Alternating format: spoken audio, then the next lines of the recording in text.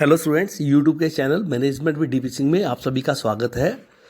Elements of insurance में group insurance and salary saving insurance schemes के part second के इस वीडियो में अपने group insurance schemes of LIC जीवन बीमा निगम की कौन कौन सी ग्रुप या कहते हैं समूह बीमा योजनाएं हैं, इस पर चर्चा करेंगे, इसे समझने का प्रयास करेंगे, जिसमें लगभग 7-8 योजनाएं प्रमुख हैं। उनमें एक आती है ग्रुप ग्रेजुटी स्कीम्स या कहते समूह उपदान या अनुग्रह राशि बीमा योजना कि इसके अंतर्गत जो हम ये देखेंगे कि जो ग्रेजुटी भुगतान अधिनियम है या the payment of gratuity act कह दें 1972, इसमें यह विशेष प्रकार की व्यवस्था की गई है कि जिन संस्थानों पर ये एक्ट लागू होता है उन संस्थानों के अंतर्गत जो कार्यरत कर्मचारी है उन्हें एक निश्चित सेवा के पश्चात ग्रेजुटी या उपदान कह दें या कह दें अनुग्रह राशि का भुगतान करना होता है। और the payment of gratuity act 1972 के अनुसार जो व्यक्ति या कर्मचारी 5 वर्ष या उससे अधिक सेवा कर चुके हैं या सेवानिवृत्त होने पर अथवा इस्तीफा देने पर या कह दें मृत्यु होने पर या स्थायी रूप से अयोग्य होने की दशा में वो उपदान प्राप्त करने का अधिकार रखते हैं। तो ये उपदान की राशि काफ़ी बड़ी हो जाती है, तो सेवा योजक इसके लिए प्रयास करते हैं, इस प्रकार की व्यवस्था करते हैं कि या तो वो स्वयं फंड बनाकर उसमें नियमित रूप से राशि का स्थानांतरण करते रहते हैं या ये जीवन बीमा निगम के कोई बीमाकर्ता से योजना प्राप्त करके या कोई स्कीम्स के अंतर्गत इन्वेस्ट करते हैं, जिससे कि इस उपदान का भुगतान या ग्रेजुटी की राशि का कर्मचारियों को समय पर भुगतान किया जा सके। इसके लिए 2 प्रकार की योजनाएं हैं। एक है शुद्ध बंदोबस्ती योजना या कह दें प्योर एंडोमेंट प्लान, और दूसरा आता है इसके अंतर्गत कैश अकोमोडेशन प्लान, नगद संग्रहण योजना। तो आइए इसे समझते हैं। शुद्ध बंदोबस्ती योजना या कहते प्योर एंडोमेंट प्लान जो है, इस योजना के अंतर्गत कोई भी सेवा योजक कम से कम 10 कर्मचारी हो तो वो उसके अंतर्गत बीमा पत्र ले सकता है बीमाकर्ता से। इसके अंतर्गत सेवा योजक को ही या एम्प्लॉयर को ही प्रीमियम का भुगतान करना पड़ता है, जिसके बदले में उसे बंदोबस्ती बीमा पत्र जारी किया जाता है और बीमा पत्र की राशि उतनी होती है जितनी कि उस एम्प्लॉयर को अपने कर्मचारियों के सेवानिवृत्ति पर ग्रेजुटी के रूप में भुगतान करनी पड़ती है। और दूसरी इसके अंतर्गत है अपने कहते हैं नगद संग्रहण योजना या कैश अकोमोडेशन प्लान। इस योजना में केवल वही सेवा योजक इसको ले सकते हैं एम्प्लॉयर जिसके अंतर्गत कर्मचारियों की संख्या कम से कम 100 है और प्रथम वर्ष का प्रीमियम कम से कम 1 लाख रुपए बनता है। इस योजना के अंतर्गत जो अनुग्रह राशि का निर्धारण है वो कुल एकत्रित धनराशि के आधार पर किया जाता है। इस योजना में प्रीमियम की राशि को अलग खाते में जमा करवाया जाता है और उस पर एक निश्चित ब्याज और बोनस जोड़ दिया जाता है। तत्पश्चात इसमें जो खर्चे हैं उसको घटा दिया जाता है और जब भी उपदान राशि का या अपने कहते हैं ग्रेजुटी का भुगतान करना होता है तो इन खातों से उसको कर दिया जाता है। स्टूडेंट, दूसरी इसमें आती है द ग्रुप सुपरएनुएशन स्कीम्स, सेवानिवृत्ति रिटायरमेंट कह दे या अधिवार्षिकता बीमा योजना। जब कोई व्यक्ति सेवानिवृत्त हो जाता है या अधिवार्षिक अवधि को प्राप्त कर लेता है तो उसे वेतन मिलना बंद हो जाता है, किंतु उसकी आवश्यकताओं की पूर्ति के लिए निरंतर आय की उसको आवश्यकता होती है, इनकम उसे चाहिए। तो ऐसी स्थिति में आय की निरंतरता बनाए रखने के लिए जीवन बीमा निगम ने एक ऐसी पॉलिसी का विकास किया है या बनाया है जिसको अपने ग्रुप सुपरएनुएशन स्कीम्स या सेवानिवृत्ति अथवा अधिवार्षिकता बीमा योजना के नाम से जानते हैं। इस योजना का प्रमुख उद्देश्य होता है कर्मचारियों को रिटायरमेंट के बाद उनकी पेंशन उपलब्ध करवाना तथा इसमें 3 प्रकार की योजनाएं हैं। एक तो चाहे तो कर्मचारी आजीवन पेंशन प्राप्त कर सकता है अथवा आजीवन पेंशन के साथ साथ एक न्यूनतम अवधि के लिए पेंशन का विकल्प ले सकता है जिसमें जीवन भर पेंशन मिलती है। साथ ही उसे यदि बीमित की मृत्यु हो जाती है तो उसके आश्रितों को एक मिनिमम अवधि के लिए पेंशन की राशि दी जाती है। थर्ड विकल्प इसमें होता है संयुक्त जीवन काल में पेंशन प्राप्त करने का विकल्प। इसके लिए कर्मचारी और उसकी पत्नी दोनों में से कोई भी व्यक्ति जब तक जीवित रहेगा उसको पेंशन प्राप्त हो जाती है। इसमें एक मुश्त राशि भी वो ले सकता है। उपदान या ग्रेजुटी प्राप्त करने वाले कर्मचारी अपनी पेंशन का 1/3 या दूसरे अन्य कर्मचारी हैं वो पेंशन की आधी राशि चाहे तो सेवानिवृत्त होने पर एक मुश्त प्राप्त कर सकते हैं। इसके अंतर्गत जो भुगतान होता है वो या तो सेवा योजक द्वारा किया जाता है अथवा सेवा योजक और कर्मचारी अंशदान का भुगतान मिलकर करते हैं। इससे जो एम्प्लॉयर है और एम्प्लॉइज दोनों लाभान्वित होते हैं। जो एम्प्लॉयर होते हैं उन्हें स्थायी कर्मचारी प्राप्त मिलते हैं, उनके सोशल रिस्पॉन्सिबिलिटी की पूरी होती है, नए कर्मचारी सुविधा को देकर उनकी ओर आकर्षित होते हैं, उन्हें आयकर में भी छूट सेवा योजना को प्राप्त होती है उनके अंशदान पर। कर्मचारी भी इससे जो उनकी वृद्धावस्था है, आफ्टर रिटायरमेंट वो कहते हैं ओल्ड एज में, उन्हें सेफ्टी प्राप्त होती है, सुरक्षा प्राप्त होती है, आयकर में छूट मिलती है और लाभ कर मुक्त उनका होता है। तो इस प्रकार के लाभ उन्हें प्राप्त होते हैं। अर्थात इस योजना में जो लाभ प्राप्त होते हैं वो कर मुक्त होते हैं, चाहे वो आश्रितों को प्राप्त हो, इसके लिए उन्हें कर नहीं देना पड़ता। थर्ड स्टूडेंट इसके अंतर्गत आता है saving linked group insurance plan. Saving linked group insurance plan या बचत संबद्ध समूह बीमा योजना। देखिए, ये जो जीवन बीमा की योजना है, इस योजना को प्रारंभ करने का जो अधिकार होता है एम्प्लॉयर को होता है। और इसमें किस संस्थानों पर लागू होती है? केंद्र या राज्य सरकार के संगठनों पर, या कह दे केंद्र और राज्य सरकार के उपक्रमों पर, या कह दे कोई बोर्ड है, स्वायत्तशासी ऑटोनोमस स्थानीय लोकल बॉडीज हैं, नगर पालिका है, पंचायतें हैं, या अपने कहते हैं कोई प्रतिष्ठित पब्लिक सार्वजनिक कंपनियां हैं, जो पब्लिक एंटरप्राइज कहते हैं कंपनीज हैं जो फेमस है, उन पर इनको लागू किया जाता है। इन संस्थाओं में काम करने वाले प्रत्येक कर्मचारी पर यह योजना लागू हो सकती है और वो कर्मचारी चाहे वो इसके लिए उसको स्वास्थ्य परीक्षण कराने की आवश्यकता नहीं होती है।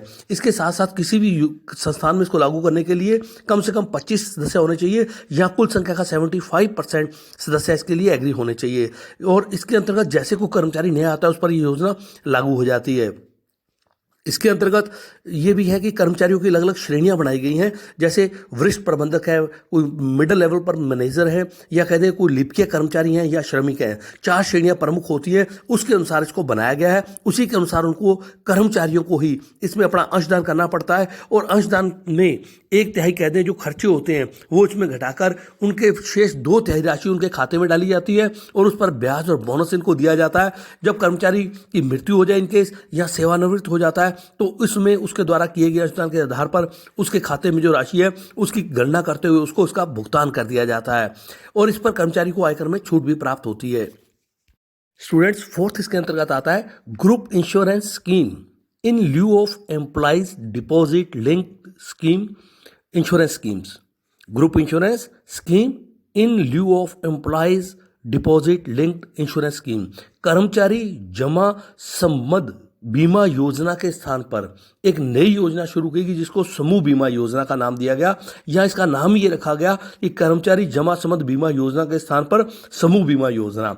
और इसका प्रमुख उद्देश्य क्या है? इस योजना में जो प्रमुख बात है कि भविष्य निधि जो कर्मचारी प्रोविडेंट फंड है और इसके अंतर्गत कर्मचारी भविष्य निधि तथा विविध प्रावधान जो अधिनियम है 1952 के अंतर्गत लाभों की व्यवस्था करने के लिए जो कर्मचारी को प्राप्त होते हैं उसके लिए योजना को बनाया गया, चालू किया गया। इस अधिनियम के प्रावधानों के अनुसार प्रत्येक नियोक्ता का यह दायित्व होता है कि वह कर्मचारी को जमा संबद्ध बीमा योजना के अंतर्गत अपने मजदूरी बिल के एक निश्चित प्रतिशत राशि के बराबर की राशि का अंशदान वो बीमा और उसके प्रशासन के प्रति माह में जमा करवाएगा। मतलब इस योजना में वो जमा करवाएगा और इस राशि से भविष्य निधि खाताधारी जो इसका प्रोविडेंट फंड का एम्प्लॉइज मेंबर है में यह प्रावधान किया गया कि यदि कोई नियोक्ता बीमा इससे अच्छी अधिक राशि जमा करवाएगा या अपनी अलग से योजना बना सकता है, अन्यथा उसे इस खाताधारी की स्थिति में या जो उसका मेंबर है उसके लिए इस योजना में अपना अंशदान जमा करवाना होगा। और अन्यथा नियोक्ता चाहे तो इससे अच्छी कंडीशंस वाली, परिस्थितियों वाली या लाभ वाली योजना अलग से बनाकर उसकी स्वीकृति प्राप्त कर सकता है। यह योजना उन सभी कर्मचारियों पर लागू होती है जो कर्मचारी भविष्य निधि और विविध प्रावधान अधिनियम 1952 के अंतर्गत आते हैं। यह एक वैधानिक योजना है और सेवा योजक को इसको लागू करना जरूरी होता है।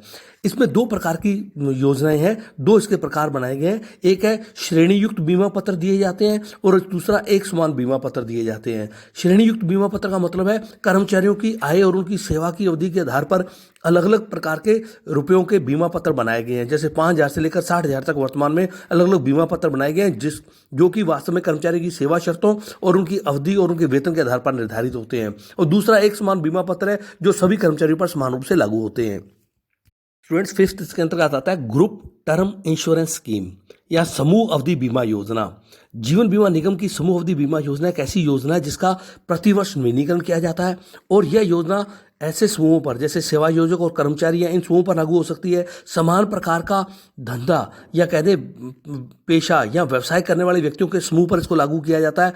किसी सार्वजनिक या संयुक्त क्षेत्र की संस्था से आवास ऋण प्राप्त करने वाले व्यक्तियों के समूह पर इसको लागू किया जाता है। किसी एक ही सेवा योजक के कर्मचारियों द्वारा स्थापित किसी सहकारी संस्था या बैंक से ऋण प्राप्त करने वाले व्यक्तियों के समूह पर इसको लागू किया जा सकता है। यहाँ कोई स्वतंत्र समूह है, ऐसे संघ है जो किसी सहकारी समिति के सदस्य हैं, उन पर इस योजना को लागू किया जाता है। प्रीमियम की राशि का जो निर्धारण होता है ये इसके अंतर्गत समूह के आकार, व्यवसाय की प्रकृति, कार्य की दशाएं, कर्मचारियों की श्रेणियां और ऋण की राशि, प्रमुख बात इसमें ऋण की राशि से जोड़ते हुए इस योजना को बनाया गया है अन्य बातों के साथ साथ। स्टूडेंट्स, फिफ्थ के अंतर्गत आता है, सिक्स स्कीम इसके अंतर्गत आती है समूह अवकाश नगदीकरण योजना या कहते हैं group leave encashment scheme.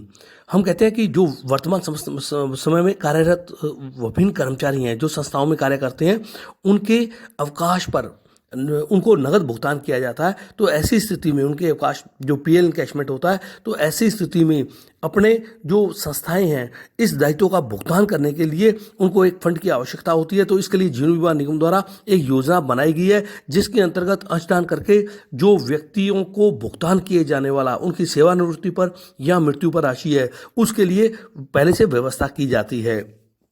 Seventh इसके अंतर्गत आती है group mortgage redemption insurance schemes, समूह बंधक बीमा शोधन योजना।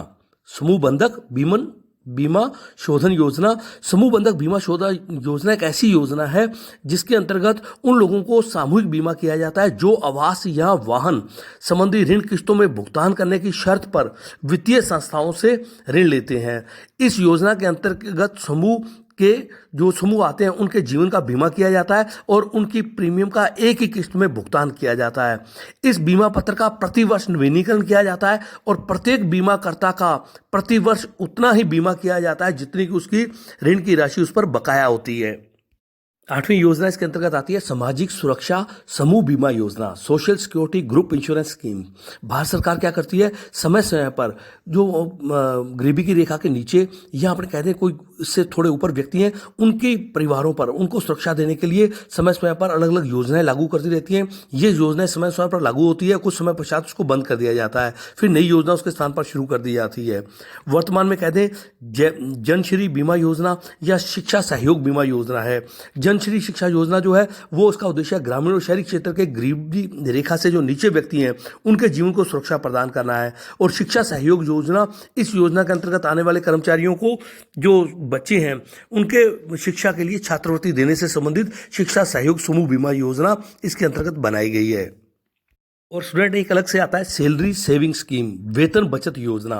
इसमें क्या होता है, वेतन बचत योजना एक ऐसी योजना है जिसके लाभ संस्था के अंतर्गत कार्यरत कर्मचारी उठा सकते हैं। इसमें सेवा योजक कोई अंशदान नहीं देता, केवल कर्मचारी को ही अपनी योजना का निर्धारण करना पड़ता है। वो कौन सी योजना में सदस्य बनना चाहता है, उसकी प्रीमियम की राशि जो है वो सेवा योजक उसके वेतन से काटकर बीमा संगठन को या कंपनी को भुगतान कर देता है और जिस पर उसे आयकर की छूट भी मिलती है। इस प्रकार वेतन में से एम्प्लॉयर द्वारा प्रीमियम का भुगतान करना ही वेतन बचत योजना है।